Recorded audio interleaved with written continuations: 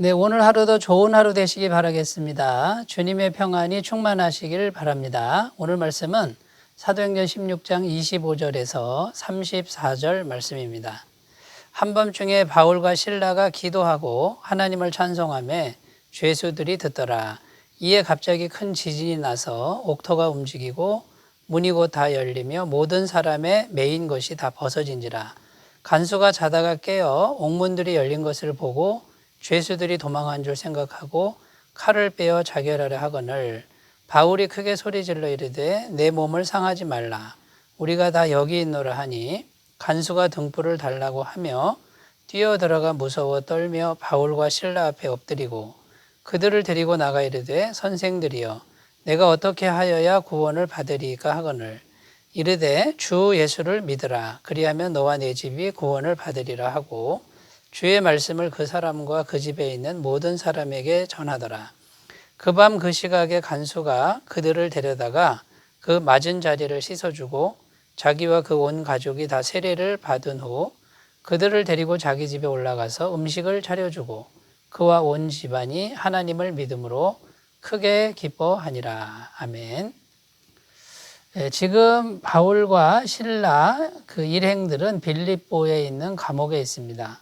억울한 모함을 당하고 매도 맞아서 몸이 상한 상태로 지금 갇혀 있는 그런 상황입니다.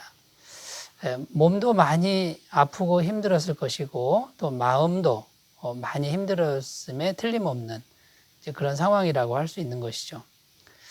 그것보다도 이제 감옥에 갇혀 있는데 앞으로 어떤 일이 생길지 어떻게 진행될지 전혀 모르는 막막한 상황이라는 것이 더 가슴을 답답하게 하는 이제 그런 상황입니다. 그런데 오늘 말씀에 보면 감옥에 갇혀 있는 그들을 통해서 감옥을 지키는 간수 한 사람을 구원하는 그런 역사가 펼쳐지고 있다라는 것입니다. 그것도 하나님께서 기적의 능력을 행하셔서 옥문을 여시고 또 매인 것이 풀리고 이런 기적을 통해서 간수를 구원하는 이런 아주 드라마틱한 장면이 소개되고 있다라는 것입니다.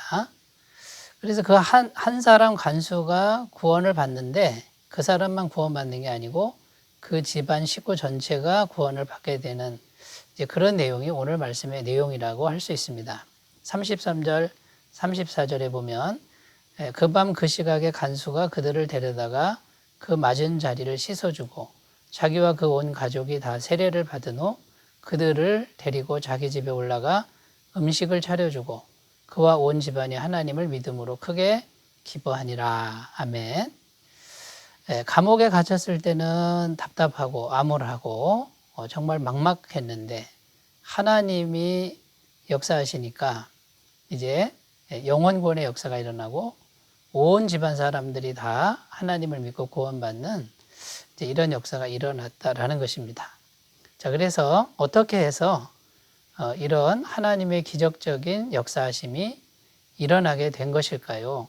이걸 하나하나 살펴봄으로써 은혜를 나누고자 합니다.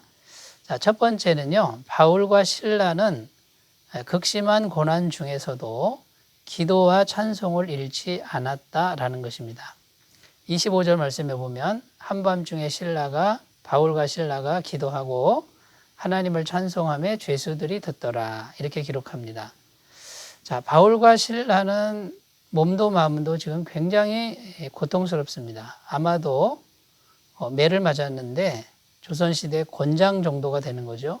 그러니까 몸이 터져서 피가 흐르고 있었음에 틀림없습니다.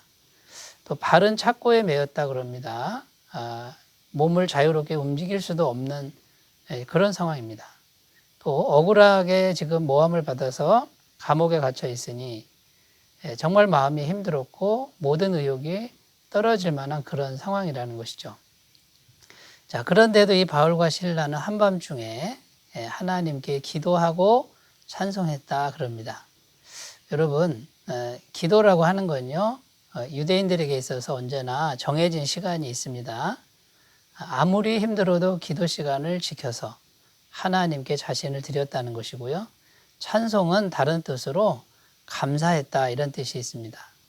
여러분 감사할 만한 게 도대체 무엇이 있습니까?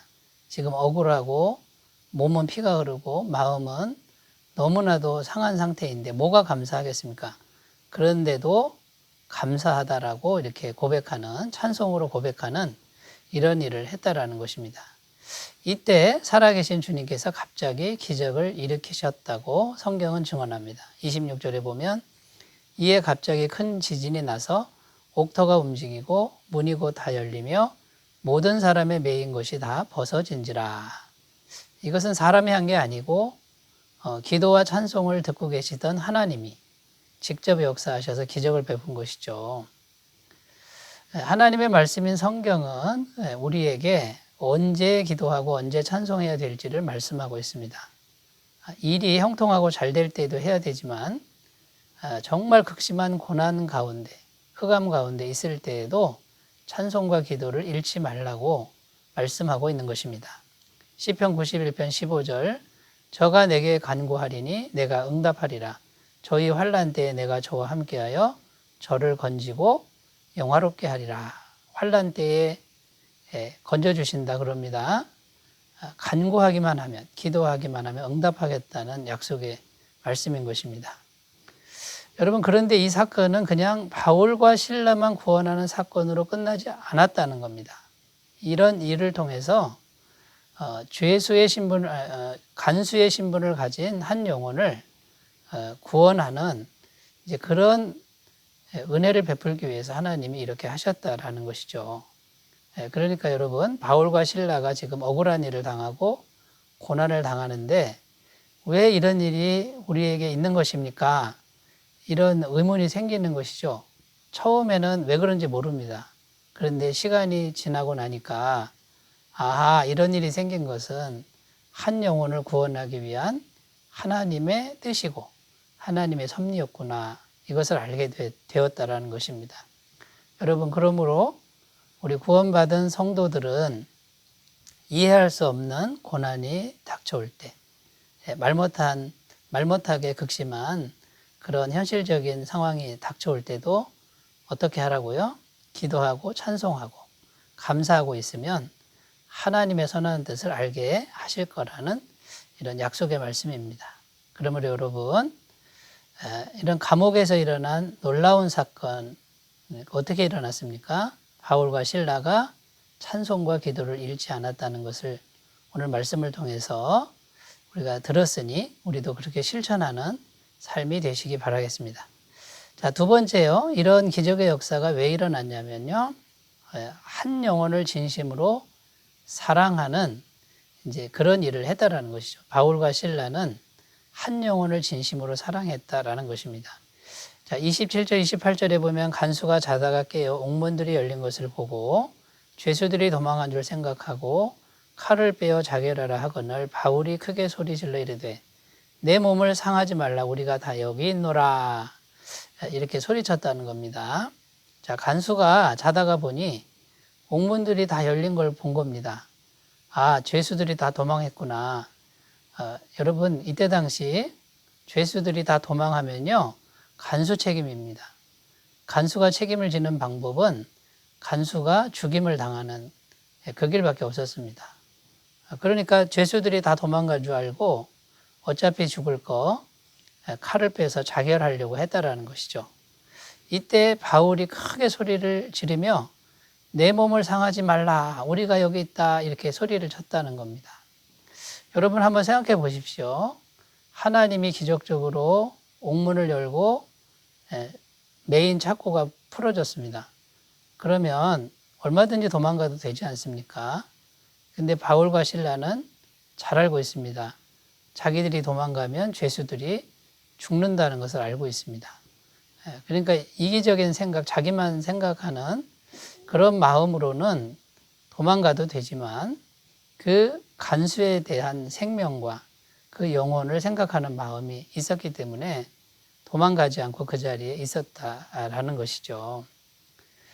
그래서 그 간수의 한 영혼에 대한 진심 어린 사랑의 그 마음이 이 간수에게 전달이 된 겁니다. 그때 간수가 엎드려서 이 바울과 실라에게 묻습니다. 30절 말씀에 보면 그들을 데리고 나가 이르되 선생들이여 내가 어떻게 하여야 구원을 얻으리이까 이렇게 물었다는 겁니다.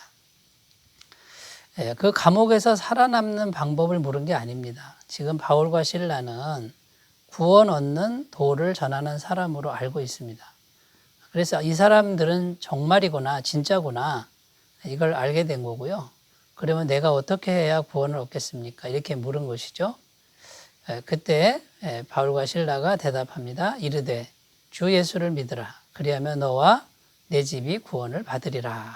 이렇게 담대하게 선포했다라는 것입니다. 여러분 간수의 마음을 한번 우리가 생각해 보면요. 간수는 평상시에 얼마나 마음을 졸이고 살았겠습니까? 죄수 하나라도 놓치면 자기 목숨을 내놓아야 하는 정말 불안한 하루하루를 살 수밖에 없지 않았겠습니까? 영적으로 이 간수는 죄수를 지키고 있지만 자기가 감옥에 갇혀 있는 겁니다.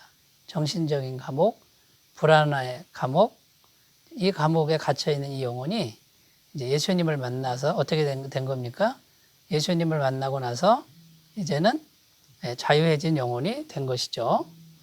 여러분, 그래서 이 한 영혼을 진심으로 사랑하는 마음이 전달됐을 때 이런 기적이 일어나고 영혼 구원의 역사가 일어났다라는 것입니다. 자, 세 번째는요. 세 번째 오직 주 예수님을 전했다라는 것입니다. 31절 32절에 보면 이르되 주 예수를 믿으라 그리하면 너와 내 집이 구원을 받으리라 하고 주의 말씀을 그 사람과 그 집에 있는 모든 사람에게 전하더라. 바울과 실라는 오직 주 예수님밖에 없었고요. 오직 주 예수님만 전하는 사람들이었죠. 자, 오늘 말씀 잘 보면 바울과 실라가 한 거는 주 예수를 전한 것밖에 없습니다.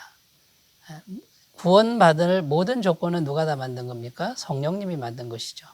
그러니까 주 예수만 전하겠다라고 마음먹은 사람에게는 성령님이 모든 것을 다 준비해서 역사하신다라는 이제 그런 진리의 말씀이 되겠습니다.